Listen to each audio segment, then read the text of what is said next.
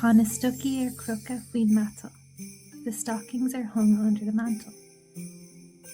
Tá gach páiste na labba. Every child is in their bed. Tá Santa ag teacht in a car sleamh an. Santa is coming in a sleigh. Is fiosog mhór mar sneachta ag titim. He has a big beard like snowfall. Tá na fios is spare. The deer are in the sky. Tá sé ag teacht sios an sim léir. He is coming down the chimney. Tá mála mór brig an Harry Rian. He has a big sack of toys on his back. Tá sé ag fágáil brunta na stúin.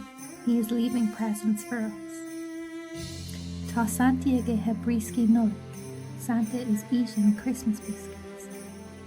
Tá sé ag imeacht. He is leaving. Nollaig Hannah, slán. Happy Christmas. Bye.